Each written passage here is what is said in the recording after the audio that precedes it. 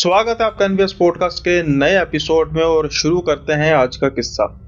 आज का किस्सा है बिहार के पुरुषोत्तम का। पुरुषोत्तम यूं तो वैसे भूत प्रेतों पर बहुत ज्यादा यकीन करते नहीं थे, लेकिन शायद इस क्यूरियोसिटी की वजह से कि भाई मैं तो भूत प्रेतों में यकीन करता नहीं हूँ। गांव में कुछ ऐसी जगह थी जहां पर यह माना जाता था कि भूत प्रेत जो हैं वो काफी ज्यादा मात्रा में है और वहां पर रात को उस समय निकलना सही नहीं होता। अब यही चीज जो थी शायद पुरुषोत्तम के काम आई, यही क्यूरियोसिटी कि भाई मैं तो भूत प्रेतों को मानता नहीं हूं, लेकिन फिर ऐसा भी क्या था कि इस अपनी लालसा की वजह से कि मैं भूत प्रेतों का नहीं मानता और जो जिस जगह की बात की जा रही है गांव वालों के द्वारा वहां पर निश्चित तौर पर किसी भी ऐसी तरीके की कोई चीज नहीं है जिसके बारे में बढ़ा चढ़ाकर बात की जा रही है। अब जब ये सच्चाई पुरुषोत्तम को पता लगती है तो उनके तो रोंगटे खड़े हो जाते हैं। अब ऐसा भी क्या था, दरअसल बात ऐसी है कि पुरुषोत्तम के गांव की तरफ जाते हुए एक पुलिया आती है जो बड़ी वीरान रहती है। दिन के समय में भी लोग इक्का दुक्का वहां पे जाते हैं और वो भी मजबूरी से, क्योंकि शहर को जोड़ने के लिए सिर्फ वही एक रास्ता है। लेकिन जैसे ही रात होती है तो गांव वालों का ये कहना होता है कि भाई अगर आप रात के समय में पुलिया के उस पार रह गए हैं तो इंतजार कीजिए सुबह होने का। रात के समय में आप उस पुलिया को क्रॉस ना कीजिए, क्योंकि कुछ ऐसी ताकतें हैं जो उस पुलिया से नीचे की ओर खींचती हैं। और उस पुलिया से नीचे की ओर खींचने का मतलब क्या है कि अगर इंसान वहां से गिरता है तो वहां पर होती है मौत उस इंसान की। और ये कोई महज अवधारणा नहीं है, काफी समय पहले से ऐसे किस्से होते हैं कि लोगों ने उस पुलिया से कूद कर जान दी है। लेकिन जब इन लोगों की हिस्ट्री निकालेगी तो ना ही वो घरेलू तौर पर परेशान थे, ना ही किसी व्यवसायिक तौर पर परेशान थे। इन लोगों का कसूर सिर्फ इतना था कि ये रात के समय उस पुलिया से गुजरे थे और अगले दिन इनकी लाश ही वहां से मिली। पुरुषोत्तम को ये बात काफी अचंभित करती थी कि आज के ज़माने में भी ऐसी सोच है लोगों की। हो सकता है कि शराब वगैरह भी हो, लड़खड़ाते हुए गिर गए हो पुलिया से। अब रह रह के पुरुषोत्तम को जो ये बात थी हमेशा उत्साहित करती रहती थी। पुरुषोत्तम छोटा था, अब अकेला तो वो जा नहीं सकता था, लेकिन जैसे जैसे उसकी उम्र बढ़ती गई वैसे वैसे उसकी अथॉरिटी भी बढ़ती गई। वैसे तो वो अपने गांव के सरपंच का बेटा था, काफी गांव में मान सम्मान था उसके। अब वो बहाने ढूंढने लग पड़ा था कि किसी भी तरीके से वो इस पुलिया को रात के समय में क्रॉस करे। लेकिन कहीं ना कहीं उसके पिता जो है ना ही सिर्फ उसकी सुरक्षा के लिए बल्कि बाकी लोगों की सुरक्षा के लिए भी कुछ ना कुछ उचित तौर पर कुछ ऐसा काम करना चाहते थे जिससे कोई जानबूझकर भी उस पुलिया की तरफ रात के समय में ना जाए। क्या उनके पिता को उस पुलिया का राज पता था कि आखिर क्यों ऐसा होता है? पता शायद उन्हें भी नहीं था, लेकिन खौफ तो उनके मन में था। हालांकि कई बार वो बातों बातों में अपने बेटे पुरुषोत्तम को कह देते थे कि भाई मानता तो मैं भी इस बात को नहीं हूँ। जो भी लोग उस पुलिया से मरे हैं मुझे लगता है किसी और कारण से मरे हैं। मुझे तो वहां पर चोरी डकैती वगैरह का सिस्टम लगता है। अब ये बात सुनकर तो खुश हो जाते हैं पुरुषोत्तम। कई बार हालांकि वो बात करने की कोशिश करते हैं कि क्यों ना पिताजी मैं रात को उस रात के समय में उस पुलिया के पास जाऊं, लेकिन फिर भी एक डर था जिसकी वजह से वो कह नहीं पाते थे। अब एक बार ये एक बहाना बनाते हैं और इनको किसी काम से शहर की तरफ जाना होता है और ये सोचते हैं कि मैं कहूँगा कि मैं आज रात उस शहर में रहूँगा। लेकिन ये इस तरीके से प्रोग्राम बनाते हैं कि रात के समय में ये उस पुलिया को क्रॉस करें। अब उस समय कौन देखेगा कि पुलिया को कौन क्रॉस कर रहा है, और अगले दिन ये सुबह आके अपने गांव में कहेंगे कि मैंने रात को वो पुलिया क्रॉस की और मुझे किसी भी तरीके की कोई समस्या नजर आई ही नहीं। अब ये शहर जाते हैं, अपना काम बड़ी धीरे धीरे निपटाते हैं ताकि जितना समय हो सके उतना समय बाय किया जाए, और वो ऐन उस मौके पर उस पुलिया के पास पहुंचे जहां पर वो रात का बदनाम समय होता है। ये वही समय पर उस पुलिया को क्रॉस करने लगते हैं, लेकिन ये क्या देखते हैं, दूर उन्हें उस पुलिया के उस पार एक चमकती हुई दो लाइट्स नजर आती हैं। ये आसानी से पहचान पा रहे थे कि ये लाइट्स किसी गाड़ी की हैं। ये डरते हैं कि कहीं ये कोई चोर लुटेरे तो नहीं है, कहीं ये पुलिया का बुझा राज यही तो नहीं है। लेकिन इनको एक आवाज आती है कि कौन हो तुम। ये एकदम से डरते हैं। आवाज किसी चोर लुटेरे की तो लग नहीं रही थी कि चोर लुटेरा किसी को ऐसे बुलाता तो नहीं है। अब ये आवाज लगाते हैं पुरुषोत्तम, तो उधर से आवाज आती है, अरे पुरुषोत्तम बाबू, आप क्या इस टाइम कर रहे हो? आपको नहीं पता क्या कि इस पुलिया से रात को कोई नहीं गुजरता? अब ये जैसे जैसे उस पुलिया की तरफ से गुजरते जा रहे थे, वैसे वैसे इनको नजर आ रहा था कि वहां पर 2 सिपाही हैं जो उस पुलिया की सुरक्षा में लगे हैं। पूछने पर पता लगता है कि आपके ही पिताजी ने दरख्वास्त करके थाने में उन्होंने ये कहा है कि इस पुलिया पर सुरक्षा कड़ी की जाए ताकि कोई भी सिरफिरा रात के समय में इस पुलिया को क्रॉस ना करे। लेकिन आप तो उनके बेटे हैं, आपको तो सबसे पहले ये बात माननी चाहिए और आप ही इस चीज की उल्लंघना कर रहे हैं।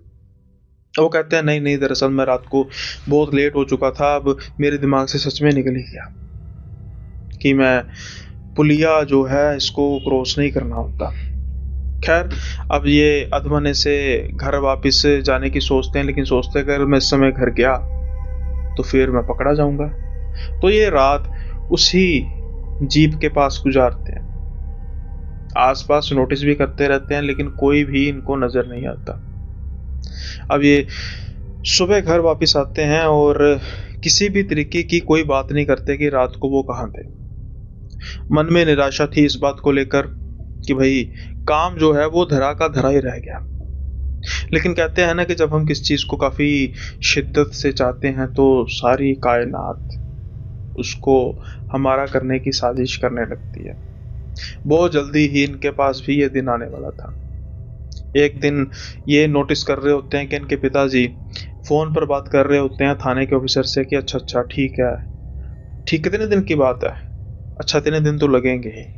ठीक है ठीक है, चलो कोई बात नहीं, वैसे भी कोई ये बहुत बड़ा काम नहीं है, हमने तो सिर्फ सुरक्षा के लिए ही ये सब कुछ किया। अब तो जो लोग ऐसी हरकत करने की कोशिश करते भी होंगे उनको तो पता लग ही चुका होगा, तो आप जैसा करना कीजिए, लेकिन उसके बाद फिर भी आप भेज देना। ये बात जब सुन रहे थे तो पुरुषोत्तम को अंदाजा हो रहा था कि बात किस बारे में हो रही है, लेकिन फिर भी उस चीज की को पूरा उसको पता करने के, यानी कि उस चीज को 100% कन्फर्म करने के लिए ये पूछते हैं। तो पिताजी बताते हैं, कुछ नहीं, बस प्रधानमंत्री आ रहे हैं पास के बड़े शहर में, तो उसकी वजह से सुरक्षा वगैरह के जो इंतजाम है वो और कड़े करने की वजह से तुम्हें तो पता ही होगा कि जो पुली पर हमने 2 सिपाही तैनात किए हैं उनको उनकी ड्यूटी करनी। अब ये मन ही मन इतराते हैं और कहते हैं, पिताजी कितने दिन के लिए? तो फिर पिताजी इनके कहते हैं, 3 से 4 दिन तो लगेंगे। बस यही 3 से 4 दिन थे इनके पास कि इसी के बीच में इनको दोबारा से वो पुलिया पार करनी थी और पता करना था कि आखिर वहां पर होता क्या है। अब ये बहाना बनाने की सोचते हैं और फिर से कहते हैं कि उन्हें शहर काम पर जाना पड़ेगा और शहर ही रहेंगे। अब ये काफी समझदार माने जाते हैं। कुछ इस तरीके का कोई पिता की तरफ से, माता की तरफ से कुछ ऐसे रोक टोक होती नहीं है कि क्यों जा रहा है, क्या करने जा रहा है।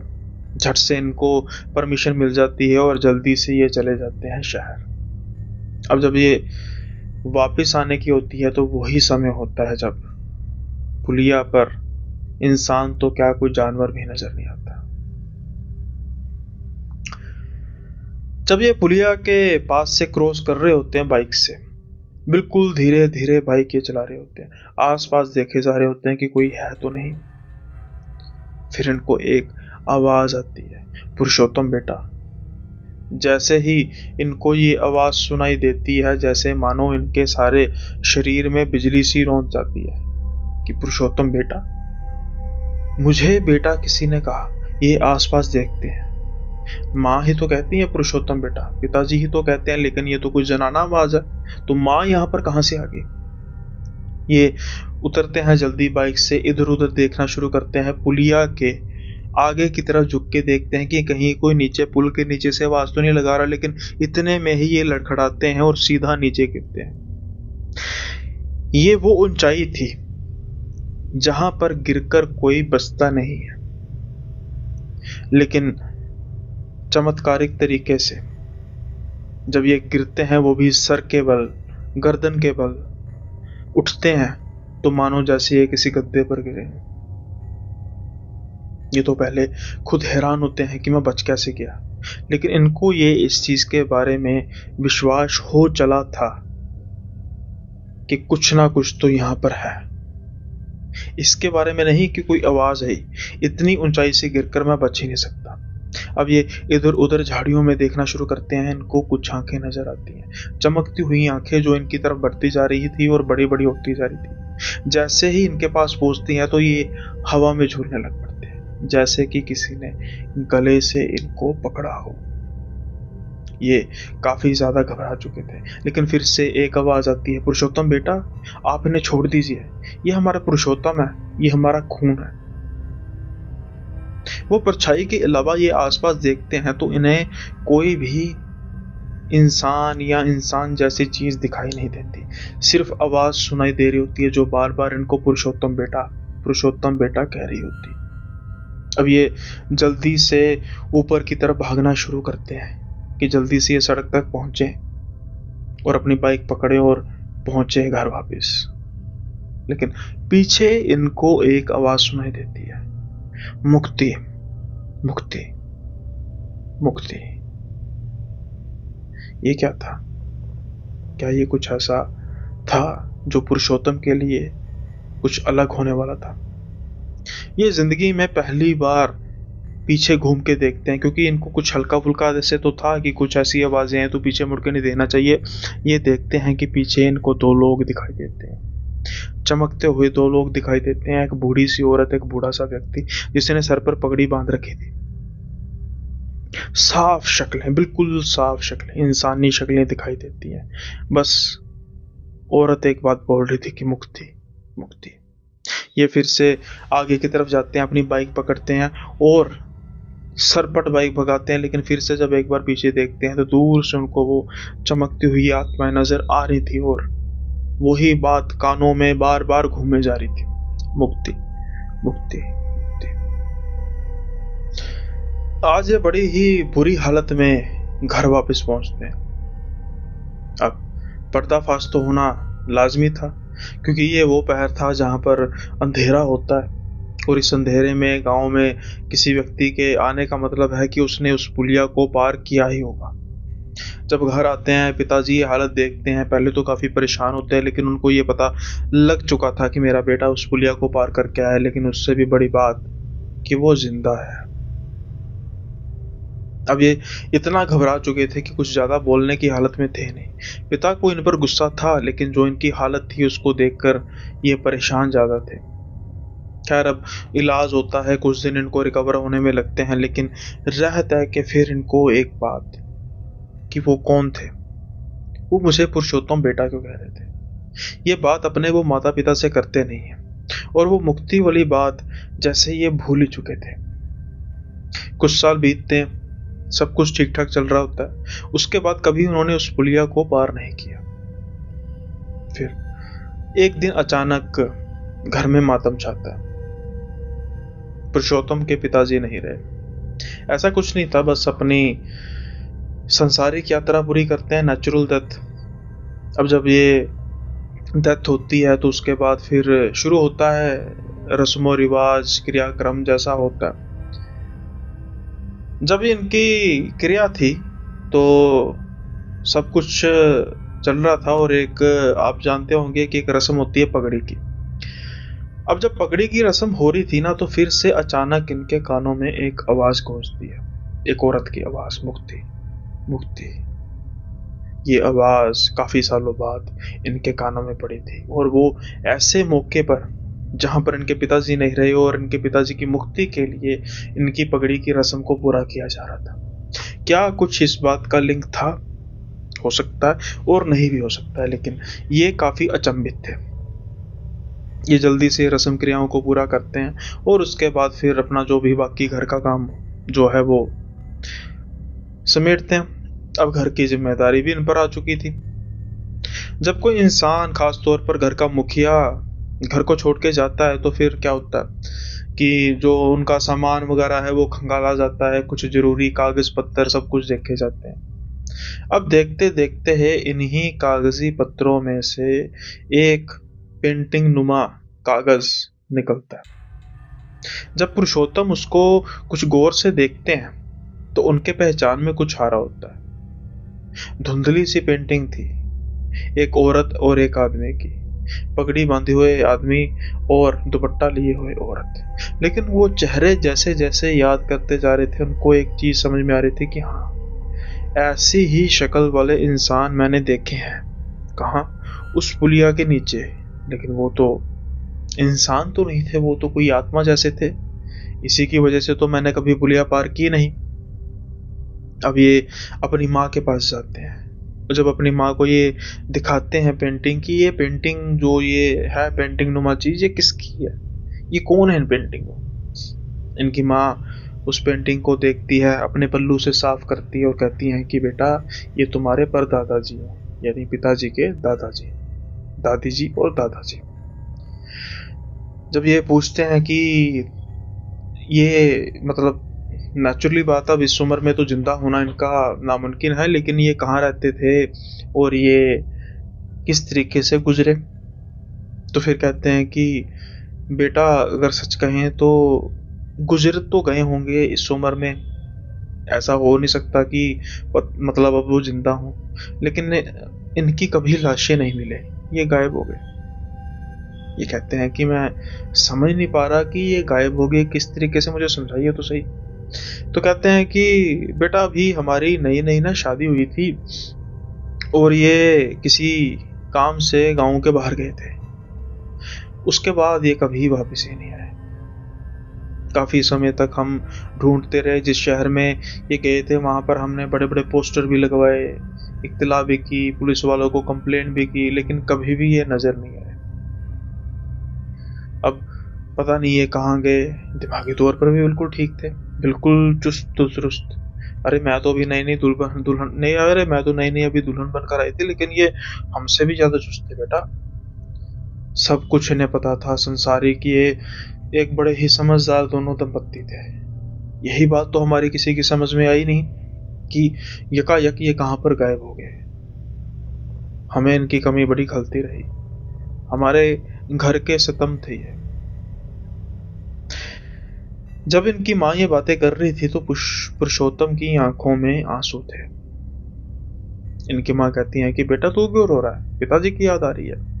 पुरुषोत्तम कहते हैं नहीं, पिताजी की याद तो आएगी, आती रहेगी, लेकिन इन आंसुओं का कारण पिताजी नहीं है, इन आंसुओं का कारण ये परदादा परदादी जी है।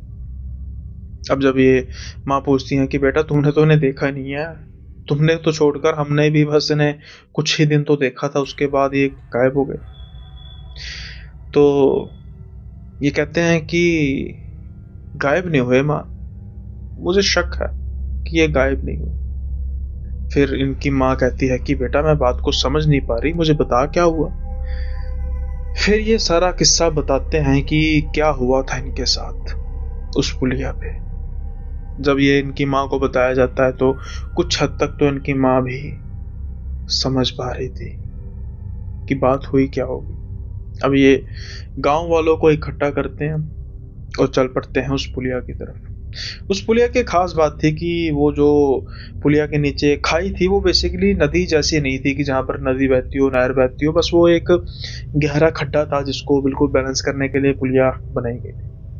अब उस गड्ढे को खोदना शुरू किया जाता है हर जगह से। कुछ दिन बाद वहां पर दो कंकाल निकलते हैं, कुछ कपड़े, कटे फटे कपड़े, उसके अवशेष, कपड़ों के अवशेष, जो इस बात का सबूत थे कि ये जो कंकाल थे ये किसके थे, पुरुषोत्तम के परदादा परदादी के। सारे गांव में फिर से एक बार कोहराम मच गया। जो लोग तब जवान थे, जो लोग तब बच्चे थे, जिन्होंने इनके परदादा परदादी को देखा था, सभी रो रहे थे। सबसे प्यार ही बहुत था, सबको ये लगता था कि कहीं गायब हो गए, या घर में बिना बताए, क्योंकि घर में बहुत ज्यादा इनसे स्नेह किया जाता था। अगर ये कहीं कहते कि हम सब कुछ छोड़ छाड़ कर तीर्थ जाने लगे हैं, तो हो सकता है कि कोई जाने न देता, और सब यही सोचते थे कि वो तीर्थ चले गए होंगे और अपना जीवन खत्म करने के बाद बैकुंठ चले गए होंगे। लेकिन नहीं, वो थे उसी गांव की पुलिया के 8 फीट नीचे। उनके शरीर, उनके शरीरों के अवशेष दरअसल वो शहर किसी काम से गए थे और उनके पास काफ़ी धंधा नहीं भी था। वापसी में भी उनके पास धंधा नहीं था और उसकी सूह किसी को लग चुकी थी। उसी एवज में इन दोनों बेचारों को मार कर वहीं पर इनकी जो कब्र है वहीं पर गाड़ दी गई और इनकी आत्माएं प्रेत बन चुकी थी। रात के समय में जब भी कोई जाता तो ये उनको मारती, यही समझ के कि ये भी कोई चोर लुटेरा होगा और ये किसी दूसरे आने वाले को मार देगा। लेकिन जब पुरुषोत्तम वहां से गुजरा तो जिसे कहते हैं ना कि खून खून को आवाज लगाता है, यही इनके साथ भी हुआ। खून ने खून को आवाज लगाई और बात उठी मुक्ति की, क्योंकि इतने बरसों से ये भटक रहे थे प्रेत बनकर, प्रेतनी बनकर। अब इनकी जो अस्थियां हैं उनका संस्कार किया जाता है रस्मों रिवाज से, गंगा मैया में बहाया जाता है। इनका भी वैसे ही 13वीं वैसे ही क्रिया सब कुछ किया जाता है और बाद में श्राद्ध भी। ये पुलिया उसके बाद से बिल्कुल ठीक है। दिन में हो, रात में हो, सुनसान में हो, भीड़ भड़के में हो, अब इस पुलिया से कोई भी गुजर सकता है और किसी को भी किसी भी तरीके की समस्या नहीं आती। आई होप किस्सा आपको पसंद आया होगा और एक छोटी सी क्यूरियोसिटी के बहाने से एक जो पूर्वज है उनके वो तर गए, उनकी मुक्ति हो गई। इससे बढ़िया बात क्या हो सकती है। चैनल पर नए हैं तो सब्सक्राइब करना मत भूलिएगा और वीडियो अच्छा लगे तो लाइक कर दीजिएगा। अब हम बढ़ते हैं अगले किस्से की ओर और दूसरा किस्सा इससे बिल्कुल उलट सा ही बन जाता है। जहां पर एक छोटी सी गलती ने एक परिवार के पूर्वजों को मुक्ति दिला दी, वहीं एक छोटी सी गलती ने कुछ काम खराब कर दिया। रमित के पिता जो हैं वो यूं कहें कि तंत्र मंत्र में माहिर थे और तांत्रिक कह सकते हैं। पेशा उनका तांत्रिक नहीं था, लेकिन गाहे बगाहे लोगों का काम कर दिया करते थे। रमित हमेशा एक चीज नोट करता रहता था कि जब भी इनके पिता तंत्र मंत्र का काम करके आते तो अपने पीछे आंगन में इन्होंने एक गड्ढे में कुछ गाड़ रखा था, वहां पर ये गड्ढा दोबारा खोदते और वहां पर ये कुछ रखते और उसके बाद में फिर उस गड्ढे को भर दिया करते। एक बार दो बार रमित ने इसको नोट किया और पूछा भी कि पिताजी दरअसल ये आप जो कर रहे हैं ये गड्ढे में क्या भरते हैं। तो इनके पिताजी कहते हैं कि बेटा इस राज को राज ही रहने दो और हाँ एक बात का जरूर ध्यान रखना कि गलती से भी इस गड्ढे को खोदकर इसमें जो है उसको खोलना मत। लेकिन इनकी ढिठाई, इनका बात ना मानना एक बहुत बड़ी अनहोनी को दावत दे चुका था। एक बार इनके पिताजी जो हैं वो किसी काम से घर से बाहर जाते हैं और उनको 3-4 दिन लगने वाले थे। अचानक से इनका रमित का ध्यान जाता है उस गड्ढे के बारे में। अब ये अपने आप को रोकने की कोशिश तो कर रहे थे लेकिन रोक नहीं पा रहे थे। रह रह के इनके दिमाग में एक बात आती रहती थी कि मैं उस गड्ढे को खोल कर देखूं तो सही आखिर उसमें है क्या। लेकिन फिर पिता की कई बात याद आ जाती थी कि नहीं नहीं नहीं ऐसा कुछ नहीं करना, कहीं डांट ना पड़ जाए। लेकिन डांट तो तब पड़ेगी ना जब पिताजी होंगे। अब ये वो करते हैं जो इन्हें नहीं करना चाहिए था। ये जाते हैं घर के उस आंगन में, उस हिस्से में जहां पर इनके पिताजी ने वो गड्ढा खोद कर कुछ दबाया हुआ था। जब ये उस गड्ढे के पास जाते हैं और देखते हैं वहां पर, उस गड्ढे को खोदते हैं और देखते हैं वहां पर एक मटका था। अब मटके में भी ऐसा क्या हो सकता, क्या कोई सोने चांदी की मोहरें थी। फिल्में शायद ये ज्यादा देखते थे इसलिए ऐसी बातें इनके मन में आ रही थी। लेकिन जैसे ही ये उस मटके को खोलते हैं वहां निकलती है सिर्फ राख और राख। वो जो राख है ना इनके देखते ही देखते हवा में उड़ने लगती है। लेकिन अजीब बात क्या थी कि वहां पर हवा का तो नामो निशान था नहीं तेज चलने का, और इधर उधर राख होने लगती है और देखते ही देखते वो मटका खाली हो जाता है। अब जब ये होता है तो ये जल्दी से डरते हैं और उस मटके में मिट्टी को भर देते हैं, फिर से उसको ढकते हैं और वैसे ही बिल्कुल समतल कर देते हैं जैसे वो पहले था। लेकिन जैसे वो पहले था, क्या अब वो वैसे था? देखने में तो लग सकता है, लेकिन जो उस मटके से निकल चुका था वो अब बहुत कुछ करने वाला था। आज से इनके दिन फिरने वाले थे, जहाँ पर इनके घर में किसी भी तरीके की कमी नहीं थी, धन धान्य था। पिताजी के तंत्र मंत्र की वजह से इनका घर काफी ज्यादा अच्छा चल रहा था। अब जब 3 दिन बाद पिताजी घर पे आते हैं तो वो आते ही घर की दहलीज पर गिर जाते हैं, जैसे उनको कोई चक्कर आया हो या किसी ने घेरा हो। एक बिल्कुल स्वस्थ इंसान बिस्तर पर पड़ जाता है। अब वो ना कुछ बोलने की हालत में न थे, ना कुछ सुनने की हालत में थे। बस एक और टकटकी लगाकर देखी जाती है। ये इतना डर चुके थे कि ये कह भी नहीं पा रहे थे कि पिताजी मैंने कुछ ऐसा किया है जिसकी वजह से शायद मुझे लग रहा है कि ये कुछ हुआ है। फिर एक और तांत्रिक को बुलाया जाता है और जब वो तांत्रिक सब कुछ देखता है तो वो कहता है कि इस घर में एक नहीं, कम से कम 225 आत्माओं का कब्जा है। आपको ये घर इसी वक्त ही छोड़ना पड़ेगा, नहीं तो ना सिर्फ आपके पिताजी, क्योंकि तांत्रिक थे वो तो उनको जानते थे, बल्कि ये सारे घर में रहने वाले एक एक जिंदा शख्स को ले लेंगे। आनन फानन में घर को बदला जाता है, लेकिन किसी को ये पता लग ही नहीं रहा था कि इतनी आत्माओं का कब्जा कैसे हो गया। पिताजी को शायद पता होगा, लेकिन जैसा मैंने कहा कि ना वो कुछ कहने की हालत में थे, ना कुछ वो सुनने की हालत में थे। आनन फानन में घर बदला जाता है। हमारा हंसता खेलता घर खंडर बन चुका है। आज इस बात को 20 साल होने को हैं। पिताजी वैसे के वैसे ही हैं, बेड पर। कहीं ना कहीं पिताजी की इस हालत का जिम्मेदार मैं खुद को मानता हूँ। शायद वो काम मुझे नहीं करना चाहिए था, लेकिन अब जो हो गया उसके बारे में कहा ही क्या जा सकता है। इसलिए तो कहते हैं कि जिस काम को करने से मना किया गया हो तो उसको हमेशा नहीं करना चाहिए। कोई ना कोई राज होता है इन कामों में, और जो ये राज है इसको राज ही रहने देना चाहिए। आई होप ये किस्सा भी आपको पसंद आया होगा। और अभी कुछ व्यस्तताएं हैं, मैं कुछ 3 दिन के लिए नहीं अवेलेबल होऊंगा, लेकिन जो सिलसिला शुरू किया है किस्सों का, कहानियों का, रोजाना का, उसको कैसे छोड़ा जा सकता है।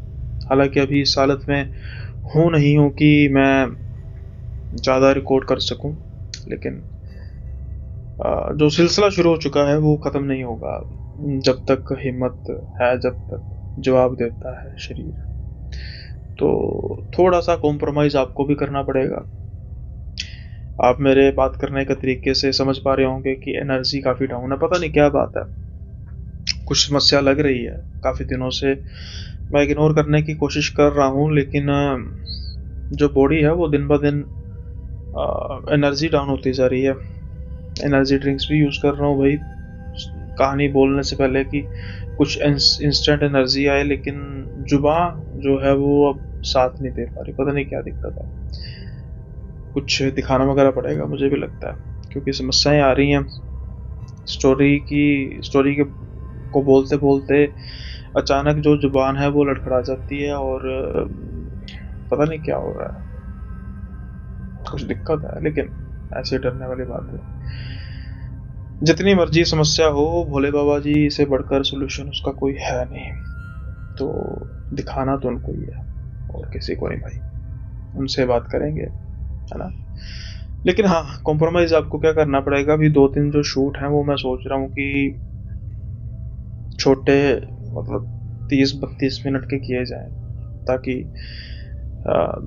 थोड़ा सा फिर एकदम से एनर्जी से काम किया जा सके। और जैसा मैंने कहा था कि जो नया होने जा रहा है उस पर भी ध्यान है। तो अभी अगर मैं बहुत ज़्यादा इस तरफ ध्यान दे देता हूँ तो वो काम पीछे छूट जाएगा। तो दैट्स वाई अभी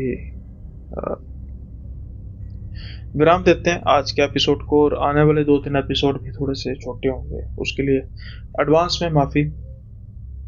ख्याल रखिए अपना, और आज के इस एपिसोड को विराम लगाते हैं। जल्दी ही मिलेंगे अगले एपिसोड में नए किस्सों के साथ। तब तक के लिए बाय बाय, अपना ध्यान रखें।